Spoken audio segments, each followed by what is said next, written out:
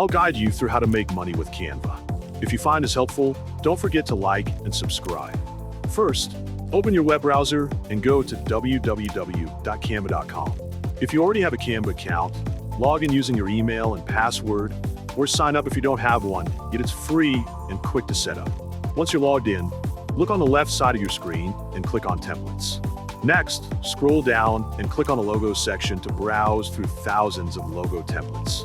Choose one that you think looks cool and has a strong potential selling price. Then customize the text, colors, icons, and layout to make it unique. After you've finished creating your logo, double-check your design to make sure it's clear, high quality, and appropriate for the type of business you want to target.